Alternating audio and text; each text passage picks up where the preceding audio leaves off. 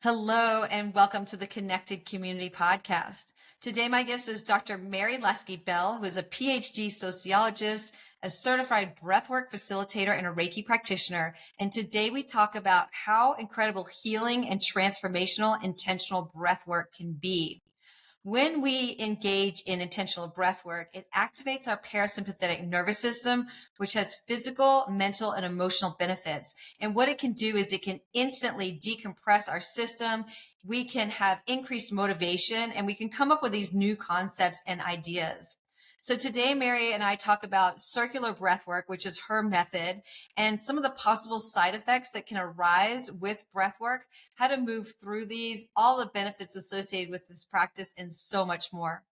I really hope that you'll have some takeaways from this episode. Please, if you are, take a moment to give us a like, a share, and a subscribe. And I want to thank you so much for being here today. Enjoy.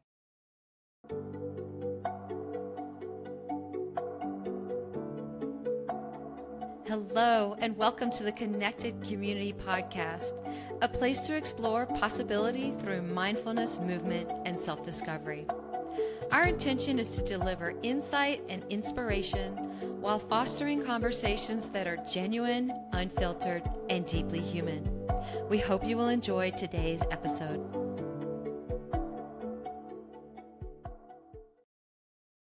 Hi, good morning, Mary. I want to welcome you to the Connected Community Podcast.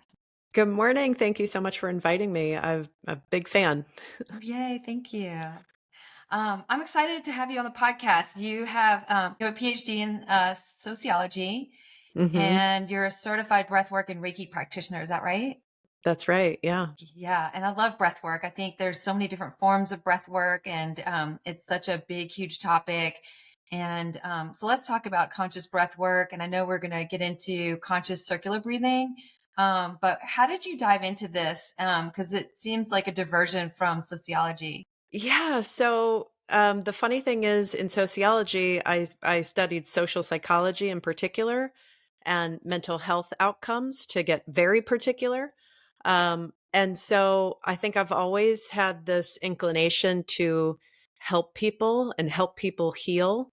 And I just kind of was coming at it from two different angles: academically, and then for me, like spiritually, right? And you could think of that in other ways too, but that's how it landed in my lap. And it started with Reiki. My sister was a Reiki practitioner and offered to perform Reiki on me. And I was like, sure, Jen, go ahead, And I had a profound experience and symptoms, like side effects from Reiki while she was doing it, that I didn't know were possible. And so for me, back then, being a very logical thinker, I thought that's really cool, because it wasn't like a placebo effect, because I didn't even know what to expect. And so the fact that I had side effects from it, and as soon as I told her about the side effects, she moved to a different area and the side effects dissipated. I thought, that's really cool. Like, there's something to this. And so then I just started looking into more healing modalities, and got into Reiki and breathwork, both of them in 2009, and just never looked back. Yeah. Yeah. Oh, that was a while ago. Yeah. Yeah. And how did now is your specialty conscious circular breathing, or is that just one of many different styles that you bring into your practice? Yeah. So, as you know, there are tons of different types of breath work. And I think I was going to say the big thing people come to me for is the conscious circular breathing, but that's not necessarily true, because I have an online membership for entrepreneurs in particular where we do a longer journey with the conscious circular breathing every month. But every week we do a more bite-sized breathwork technique that they can use all the time, right? So you don't have to just set aside an hour or 90 minutes to do this big long journey. You can tap into the breath anytime, anywhere. People don't even have to know that you're doing it. If you need it just to like calm you down or give you some confidence in an interaction with somebody, you can use it, right? And they don't know. So conscious circular breathing is like very important to what I'm sharing. but I'm just giving people all kinds of breathwork tools that they can use in all different scenarios too. Yeah. Yeah. And when you do it, you were saying that you usually do 27 to 30 minutes of that conscious circular breathing. And so, can you tell me about the magic of that number or that time? Or can somebody get a benefit of doing it for 5 minutes? Or, yeah, let's just go down that rabbit hole. Yeah. So the reason it's usually 27 to 30 minutes is because when I do a breathwork journey, when I lead a group through a breathwork journey, we usually have an hour to 90 minutes. Mhm. And the first 20 minutes of that is set aside for explaining everything. Yeah. Especially for people who have never done conscious circular breathing. They need to know how to do the technique. They need to know what they're going to experience during the technique so that they don't, get freaked out or pull back. I want them to be very comfortable as they're going through the process. Um, and then at the end, we come together and we share about the experience. Yeah. People are often not super grounded right afterwards. Like they feel very floaty.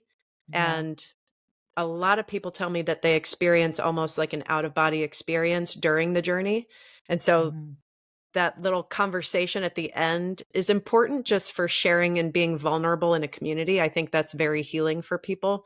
But it's also to make sure that they can Mhm. drive Function. home, Yeah. and function. Yeah. So we have to have that conversation. So it's like, we got to have 20 minutes at the beginning to talk through everything. And we got to have 15-ish minutes at the end to talk through everything. And so that's how the 27 to 30 minutes in the middle came. You can also, especially once you've done the technique and you know it all and you don't have to have the setup and everything, you could practice it for 5 minutes every morning if you want, right? So it Okay. can be a shortened experience and still have benefits from it. Yeah. And what do you feel like the benefits are of just breath work in general, and then specifically the conscious circular breathing? Yeah, so one of the main benefits that I find happens with a lot of different breathwork techniques is activating the parasympathetic nervous system, right? So Mhm. getting out of this fight or flight mode and getting into rest and digest mode Yeah. has a ton of benefits for our whole being, right? It's funny too, because after we do conscious circular breathing, people will be like, why am I so hungry afterwards? Mhm. And it's because you've activated parasympathetic nervous system. Your body is able to digest food. And so now you're hungry. Like your body Yeah. has processed some things, right? So definitely turning on parasympathetic nervous system, conscious circular breathing in particular, and some other techniques too are very good for um, being anti-inflammatory, reducing pain. So there's a lot of physical benefits. There's also mental and emotional benefits. People experience a lot of clarity, breakthroughs, more focus, and like longer attention spans, which I find particularly helpful. I mean, for everybody, but Yeah. for entrepreneurs in particular who are trying to solve a problem in their business or come up with a new offer idea or any kind of challenges they run into in their business. I feel like breathwork can help with all of that because it just brings this clarity and focus. And entrepreneurs, especially who have ADD or ADHD, Yeah. bring some focus and some calm into their world. So yeah, there's a ton of benefits. I mean, when I first looked at the benefits of conscious circular breathing, it was like 3 columns of bullet Yeah. points, I mean, Nice. it just goes on and on. But those are some of Mhm. the main ones that I think people especially seek it out for. And when we do breath work, especially specifically conscious breath work, it takes us into that theta state. And so, can you talk about like why that's beneficial to go into the theta state, how long it takes, or does that vary between people, and why we want to activate that state? Yeah. So how long it takes people to get there, I think it varies. Um, and it varies by like experience level and just comfort level. Like Mm. somebody who is not able to ease into the practice and like sort of let go is going to have a harder time tapping into those theta brain waves than somebody who's like, I'm just ready to go. I'm open. I don't care if it's uncomfortable. Take me there. I also find that the more often you practice, the easier and quicker it is to get into that state. You can see when people come for the first time, it's very uncomfortable for them. They talk about how uncomfortable it is or how uncomfortable they were at the beginning. Whereas after they've done it a few times, that discomfort, which maybe lasts 3 to 10 minutes the first time you do it, or even 15, the more often they do it, we shrink that discomfort. Like maybe they're uncomfortable for the first 30 seconds to a minute, and then they just more easily slip into it. Wait, is that discomfort while they're not in the theta state? Because I'm assuming when they go into the theta state, that's gone. Yes. Okay. Yeah. So, I don't think that they necessarily think of it as like, oh, it's taking me longer to get into theta state. They just know, they recognize like, oh, it's uncomfortable for very longer. But then over time, oh, that discomfort is shorter, but like really they're getting into theta state quicker. Do you know if you're in a theta state? I don't think a lot of people do, especially during it. Right. Afterward, and here's what people often tell me. I thought I fell asleep, but when you told us that it was time to come back into the space, I heard you perfectly clear. Yeah. So it's this almost unconscious dreamlike state before you actually fall asleep. So you're not asleep, you're not fully awake. It's like in the middle. Yeah. And you asked about benefits of that.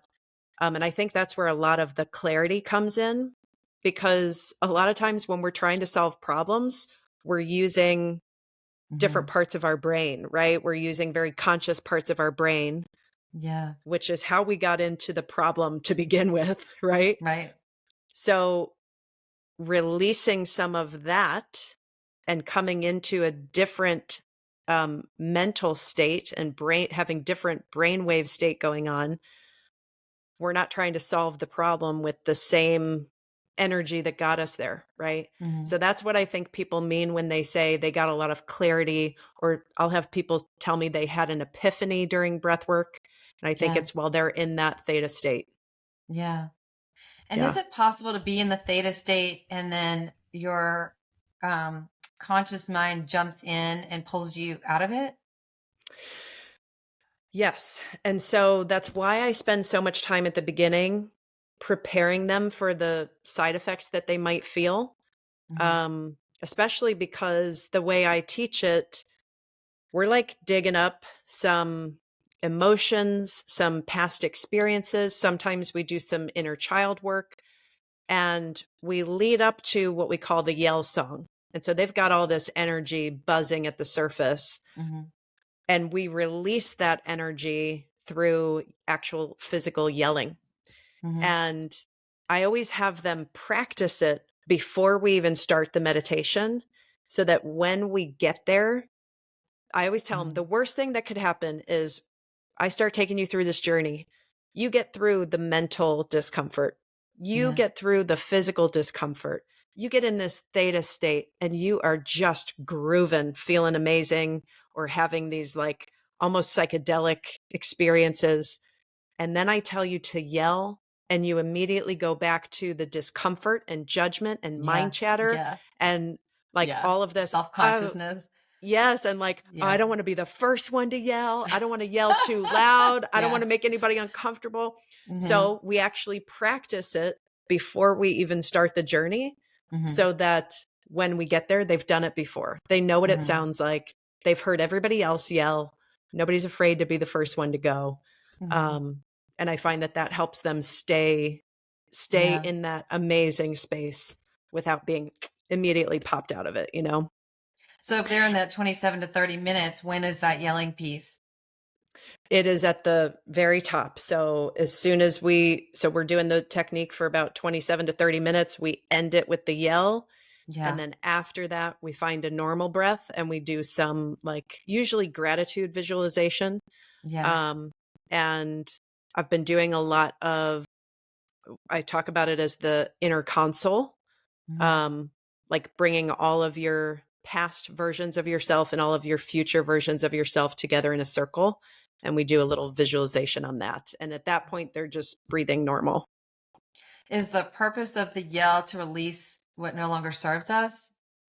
Yes. Sometimes I give them a prompt of what it Mhm. is they're letting go, depending on kind of what the guidance was through the journey. A lot of times it ends up being like, what's holding you back from serving your true purpose or being your authentic self? Who rejected you when you were little that you've been hiding that part? But Mhm. and like you're trying to be like everybody else when really we need you to be that weird little kid, Yeah. like who was unique from everybody else. And because you Yeah. were made fun of for it, you hide it. But that's what we need. So like, what is it you need to let go of to love that part of yourself? And so Yeah. that's what we're usually letting go of. Um, People have a lot of trauma healing during this experience, but I am never prompting them like, let go of that trauma. Right. It's let go of whatever's still holding you back. Like, we're Mhm. almost, sometimes the prompt is too, we're taking back our power. And so, what do you need to let go of to take back your power? Yeah. And it can be, sometimes I give them specific examples, and sometimes I'm just general, depending on what I'm feeling from whoever's in the space. Um, yeah. And people will often say, like, you said exactly what I needed to hear. So Yeah. sometimes that's very specific, and sometimes it's more general, and they get to release whatever it is they need to release. Right. How does it heal trauma? How does that work? I think, especially when we get into this theta brainwave state. Yeah. So a lot of times what I hear people say is, I didn't even know I was still holding on to that. Right. So Yeah. like we experience these traumas. We, and on my own journey, what I have found is that I have become aware of the effects of that experience and come to acceptance that it happened. Yeah. But that is still like very early phase healing of that actual trauma. Mhm. um there are more layers to peel back. And so I think that even when people are aware and accept what happened, Yes. there's still more layers. And I think a lot of that happens in the theta wave because we're we're dealing with all of this conditioning that we have, right? Yeah. Shove it down, find the silver lining, it made you who you are. Like, we're trying to turn it all into this positive spin and acceptance, Yeah. which is like a level 1 good start. Right. You're on Right. the path. Yeah. But to go deeper and actually transform who you are as a human being today, because Yeah. that changed you, whatever that trauma was, it changed you and it changed your expression of yourself. And Yeah. so to actually express who we are meant to be, we have to heal deeper layers of that. And I think Yeah. that happens in the theta wave state when you're not consciously thinking with all of your preconditioned conditioning. Yeah. You don't have to say, it's okay, I ended up fine, it happens to everybody. You're not saying all that conscious stuff. You're really deeply healing what you're not even aware of is still traumatizing you today from it. Yeah. And so that's what I hear a lot of people say is that I didn't even know I was still holding on to this, or I didn't even know I still had so much left to unpack or to heal there because I thought I Yeah. healed it. That's what they'll say. Yeah. And I feel like that works with trauma. It like peels in layers. So there might be Yeah. layers under that. Like they heal it in a session with you, and then it might come up again at a later date. It's like peeling the lower and getting lower and lower and lower until it's just gone. Yeah. And Yeah. I feel like the talk therapy piece, like cognitively we can only process so much, and then there's like a holding on with our body and releasing things out of our body and out of our unconscious, you know. Absolutely. Yeah. I had a woman recently who said after the experience, she said, I felt a lot of the physical side effects that you talked about, but I didn't feel any of the emotional things that I could like hear other people experiencing. And she said, "Why do you think that is?" And I said, I mean, it depends, right? But I said, even if you've never experienced breath work or conscious circular breathing in particular, I think when you start to do it, your body knows what's about to happen. Yeah. Your brain knows what's about to happen. And if it's not ready yet, it's not going to let you go there. Right. Yeah. So I said, the more you do this and and maybe it's doing it in your own home. Like maybe you couldn't have an emotional release here in the community, but if you Right. start practicing this at home where you feel maybe safer, maybe the emotional stuff will come out. Yeah. I don't remember why I was sharing that story. I don't remember what you asked me, but Yeah. I mean, I always feel like that too, that we are never given more than we can handle. And when we're ready, then maybe absolutely. more can come. Yeah. I agree. Yeah. Yep. So how do you prep people for this breath work? And what you were saying was that everything is through the mouth, which I thought was interesting. All the breathing was done in and out through the mouth, which is opposite. I'm a yoga teacher, and all of the breathing is through the nose, in and out through the nose, the whole practice. So what's the Yeah. purpose of the open mouth breathing? I think there's just different ways to do it, exhale, Hmm. there are some Yeah. exhale practices through the mouth too. Yeah.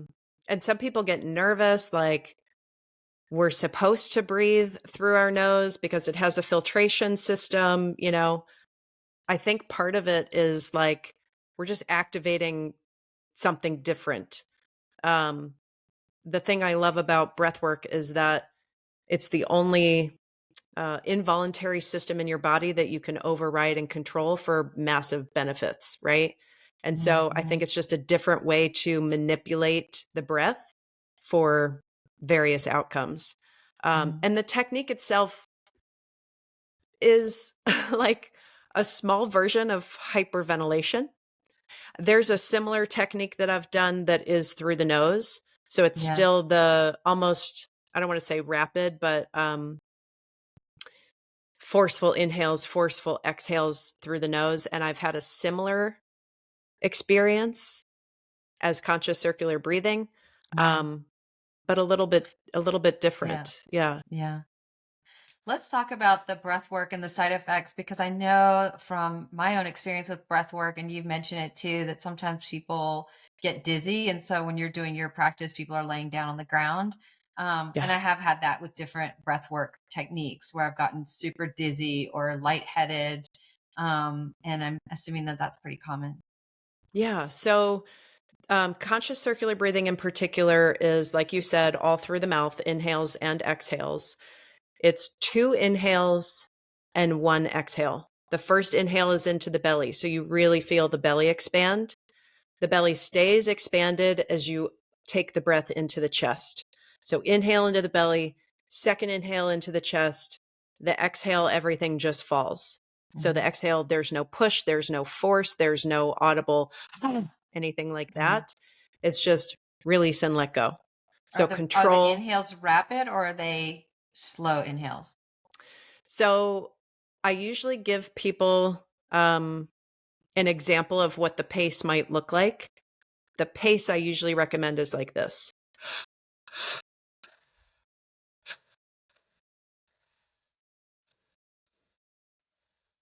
So Mm. roughly like that. Okay. I also am always reminding people who are practicing with me, like even just those couple rounds, I'm already a little dizzy. Yeah. Yeah. Yeah. So, like, you are always in control. Hmm. So, if that pace is too fast, slow it down. But you don't want to be falling asleep. This is not a restful Right. yoga nidra, type of meditation. This is an active breathwork technique. Um, And if you expand it, maybe can you expand the belly a little bit more? Can you open the heart a little bit more? Knowing that you can always dial it back down if that's too intense, right? So Right. I Hmm. give them this freedom to play with it and find their own rhythm. Um, but that is the technique itself. Modifications would be if you're pregnant, if you have a heart condition or asthma or another respiratory ailment, seal the lips, slow the pace a little bit.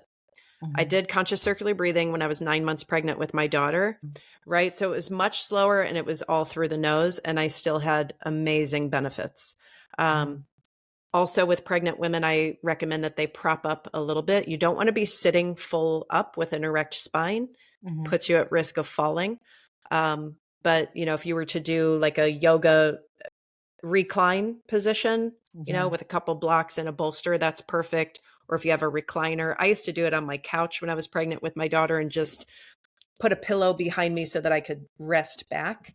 The Yeah. main thing is you don't want to be at risk of falling. So, Mhm. however you can accommodate yourself.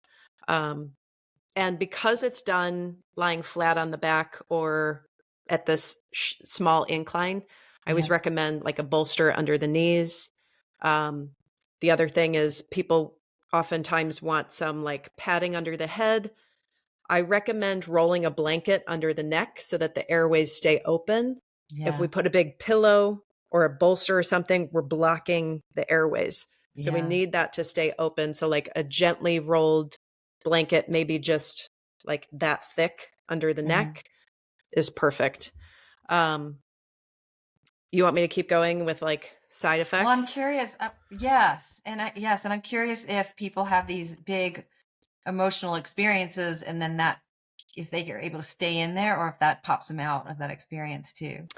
Yeah. So I usually tell them the reason we're doing this is to have those breakthroughs and Hmm. to feel things that we Yeah. either don't allow ourselves or other people don't allow us to feel. And Hmm. so I always encourage them, if the emotions come, follow it. Yeah. Don't say, "Oh, where's my breath?" Yeah. Um, which is funny because people do get uncomfortable with the emotions and they'll try to stop them in the moment and like come back to the breath. And if I see that happening, I'm like, remember, if the emotions come, follow them, let them go. Hmm. You may cry. And if and when the crying stops, come back into the conscious circular breathing. Yeah. But if your body and spirit needs that emotional release, don't deny it. We deny it out there. Don't deny it in here. This is your opportunity to feel it and Yeah. release it, right? And I find that even when people, and myself included, experience the emotional stuff, it does not take me out of the beautiful meditative state that I'm in. Yeah. It does not make my mind start wandering and trying to solve problems. Hmm. It feels probably like when you would express emotions as a child, just in the moment, feeling the Yeah. emotion, letting it out. That's Yeah. how I would describe it. I mean, it's interesting because you think of that theta state as that space between falling asleep and kind of being asleep. So it's interesting that they can express those emotions and remain in that state. Yeah. Um, I'm trying to think. I mean, I feel like when I do have a big emotional release, I am more aware than in theta state. Yeah. So it might be a little bit of this like balancing in and out. Okay. Yeah. Yeah. What other side effects should people be aware of that might pop up? Yeah. So I usually talk about them in the order that they come in. Yeah. So the first thing people may notice, and every time I'm sharing side effects, I always tell people, if you feel all of this, cool. If you feel none of it, don't Great. Hmm. immediately start judging. "Oh, I'm not doing it Yeah. right, or I can't do this." Hmm. Um, Usually when I'm leading, I can see everybody's technique, and that's what I'm doing for the first 1 to 2 songs that are playing, is making sure everybody's got the technique down. So I'll remind them, "You have the technique down. If there's any judgment left Hmm. still that I'm not doing this right because I can't feel anything, shh, quiet. You're doing it Yeah. right." But usually it's the mental stuff. It's uncomfortable, it's challenging, and this is the brain trying to take over, right? Like I said, the breath is involuntary. The brain is usually communicating how much oxygen it needs and how fast and how deep you should be breathing. So when we override what the brain knows to do, it wants to fight back and be like, I'm in control. So the first couple minutes can be really agitating and uncomfortable mentally because it's trying to do whatever it can to pull you out, to make you stop. So I tell people, if you can trust yourself and trust the process and just keep going, the mental side effects will dissipate. I promise. Yeah. The last, like a mental side effect that also borders on physical side effect, is dry mouth. Yes, Which, totally. yeah. I was wondering about that. Yeah. So I always tell people 2 suggestions I have that work well for me: a quick swallow and then right back into the technique, or a quick lick lip and right back into the technique. Usually helps me get past it, push through it, and keep going. But by song 3, 4, you don't even remember you have a mouth. Yeah. So you'll be fine. Just keep trusting the process and keep going. Other physical side effects: some people get hot, some people get cold, some people feel tingly sensations. Sometimes that, and tingling can be in the appendages, or it could also be in the face. Sometimes it's not tingling, it feels more like pressure. And so people will feel like pressure here or in the shoulders. I often feel like my legs are glued to the floor, which can really scare people if they don't hear me talk about this at the beginning. Right. Because it can feel a little paralyzing and people are like, oh my God, I'm stuck. You're fine. You're safe. You will become unstuck when we stop. Yes. And reminding them too, you're still in control. So if any of it is too intense, seal the lips, do a couple grounding breaths to feel safe again, and then get back into the technique when you're ready. So I'm always reminding them of that. The one physical side effect that will definitely freak people out if they don't know about ahead of time is called tetany. It's when your hands, I don't know how far up you can see, but when your hands almost get in this like lobster claw position. And for me, it's like fingers spread like this, and my hands will even levitate off my body. That one definitely freaks people out if they don't know it can happen ahead of time. So we always talk about the possibility that it could. And then when I see these physical side effects come out while they're in the journey, I'll be prompting them over the mic saying, I see some of the physical side effects coming out. Everybody still looks safe to me. You have the technique down. If you can just stay comfortable and let go of any fears, trust yourself, ride it out, keep going, right? Yeah. And then lastly is like, and again, I said this is kind of how they experience it. Mental stuff first, then the physical discomforts, and then the emotional stuff usually comes in. And that could be, for some people, it's pure joy and bliss and happiness, and they have spontaneous laughter. And I have to remind them, if that comes up, let it go, let it come out. It's okay. And then sometimes it's sadness and crying and very emotional. And some people will even say, I don't even know why I'm crying, or I didn't even know I was crying until I felt the tears coming down my face. Yeah. Which is pretty cool because you're, like in that theta state. Some people experience anger and resentment. And I've even had people say, I'm not an angry person, so I don't know where that's coming from.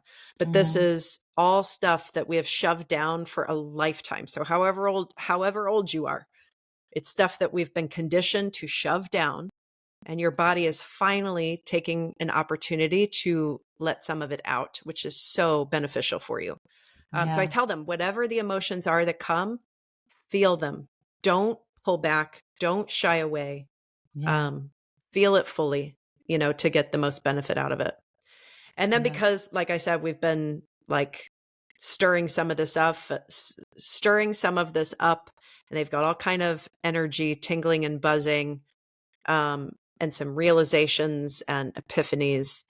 Then we yell it out to sort of release some of the intense energy. And does the music change and escalate to that point to kind of amp up to that scream? Yeah. So I curate my lists where, especially when they're maybe experiencing some of the mental discomfort and like trying to pull them out at the beginning. So I've got like upbeat, fun music at the beginning. Sometimes it's something they recognize, like Eye of the Tiger or something. Yeah.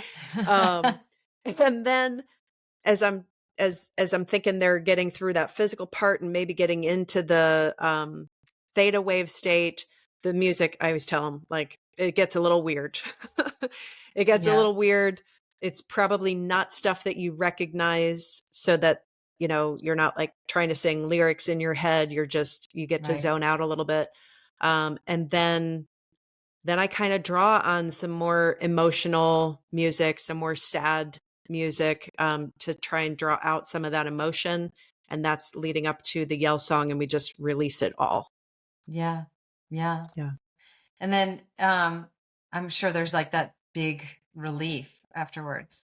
Yeah. Yeah. And it's funny because people will say, like, my hands were stuck, or I had like a lot of pressure or tons of tingling. And then as soon as we yelled, it Hmm. all went away. And I just felt light and like floaty, Yeah. Yeah. which I think is that's just a really cool experience to have. Like, Yeah. this very intense physical Yeah. thing. And then you yell it out and you realize like how powerful that was to help you let go. Yeah. I'm curious about your grounding techniques because I have had some breath work and some shamanic journey experiences where I was super ungrounded afterwards. And there's one Mm. time that I was ungrounded for 24 hours and it was very disconcerting. Oh, yeah, that's a And little. I tried a lot of different grounding techniques, and they weren't working out too well. And I just felt like I was floating for a day. Mm, And part of it was a nice feeling, and part of it was a really disconnected feeling. mm, wow. So I do offer them some like post breath work aftercare tips. Hmm. Um, and we always start with some grounding breaths. And then I think through the gratitude meditation and then the group share afterwards, a lot of Hmm. people come out of it a little more grounded. But I usually recommend like either salt baths Yeah. or even a cold shower. Some people need to journal to get it out. Some people need to like go home and cry some more to get it out. Hmm. Um, I'm always encouraging them just to have grace with whatever continues to come up. Yeah.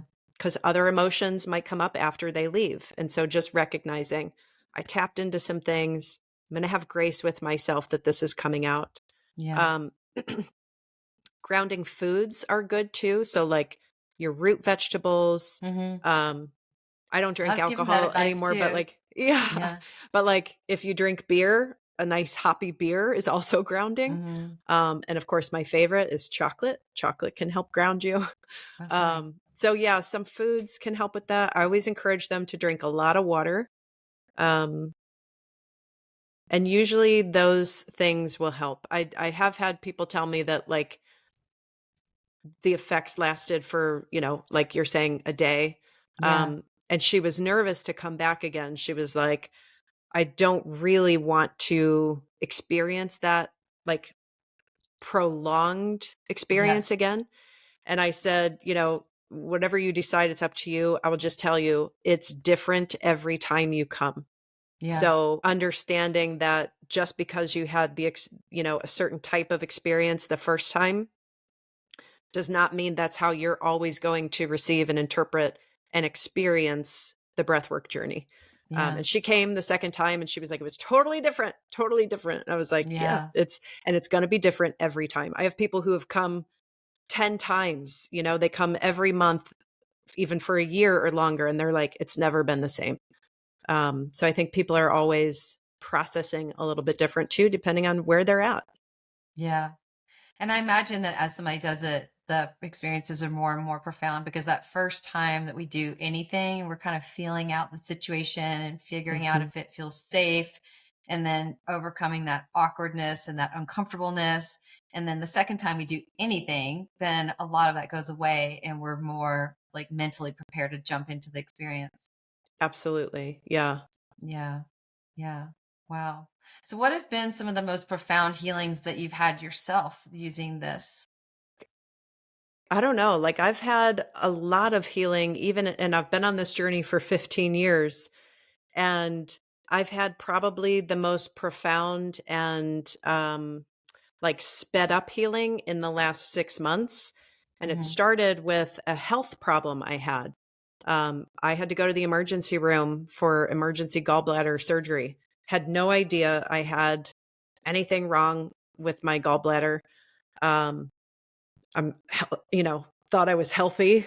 I'm a Yeah. pretty healthy and active person, so was never expecting that.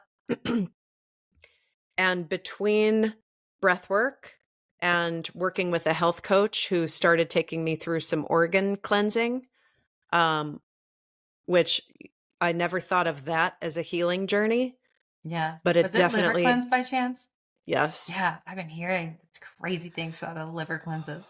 Yeah. And I told Yeah. her, I said, my coach who led me through, I said, like biohacking is so big these days. Everybody's cold plunging and doing liquid IVs and all this stuff. Yep. I said, this is the true biohack. Liver Yeah. cleansing is the Yeah. most profound biohack I can think of because you are literally Yeah. changing the physiology of your body. And it has had profound healing effects on me. I've heard it's a really intense emotional experience for most. Yes. And it's Yeah. funny, same thing with breath work. It's different every time. I've done it twice. I did it once in February and once in April. Mm-hmm. The first time was much more physical. I had much more physical release the first time, Mm-hmm. no emotion. The second time, I even took pictures of myself bawling my eyes out because I'm like, this is crazy. I want to document Yeah. this. And so the second time I had much more emotional release and emotional healing. I've even had sexual healing through the Mm-hmm. experience. And I think that's a combination of everything I've been doing over the past year, but particularly these past 6 months. Um, like I said, I had sexual trauma that I thought was healed, Yeah. but it was really just accepted. Like I was aware of it and accepted it, right? I Right. hadn't Right. really done the healing and I didn't even know that because I Yeah. wasn't afraid. Like of course, I want to heal that, right? Yeah. Um, but just didn't even know that it wasn't healed. I thought it was. Yeah. And that just shows you how like sometimes it just takes years for these things to like unfold and present themselves to us when we're ready and we kind of dive deeper. Yeah, Yeah. Yeah. absolutely. That's awesome. Well, would you like to share how people can contact you, connect with you, what some of your offerings are, and how people can find you on the web? Yeah. So you can usually find me anywhere on social media as Mary Laske Bell. I'm on Instagram, Facebook, TikTok. All my handles are the same. I'm on LinkedIn too, but I also have an email marketing business. So some of the stuff you see, if you're like, well, that's not the breathwork lady, this is an email marketing lady, it's the same. It's me. And I have a couple different offers. I do breathwork sessions here live in person in Ohio. I have an online membership. It's geared towards entrepreneurs, but I have some people who are not entrepreneurs who are like, oh, I just want to do breathwork every week with you. Yeah. And I'm also doing breathwork at like masterminds and events. So for people who are coaches or, speakers or hosting events of their own live and in person, or even yoga retreats or anything like that, and they want to bring out a breathwork specialist to share that with their audience, I do that as well. Yeah. Yeah. Well, awesome. Thank you so much. I love this topic, and Yeah, I feel like breath work is so much more powerful than people think. And I love all the healing aspects that surround this practice. So thank you so much for your time and absolutely. your expertise. Yeah, thanks so much for having me, Nikki. And, you know, as a healer too, the thing I love about breathwork is that it's within you. Like you don't have to go seek out an external healer to heal you. The healing is within. And that's why I think I've doubled down on breath work in particular, because the reason you aren't healed yet is because you've been seeking external solutions, right? The breath Mhm. is here always and you're in control of it and you can use it to your benefit. So do it. It's right there. Yeah, that's so empowering. Yeah. Yeah. Thank you. I appreciate you so much. Awesome. Yeah. Thanks for having me.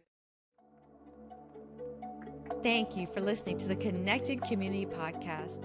If you enjoyed today's episode, please like, share, and subscribe. I can be found at www.nickyyoga.com, NICKYYYOGA.com. Until I see you again next week, I hope you have a beautiful day.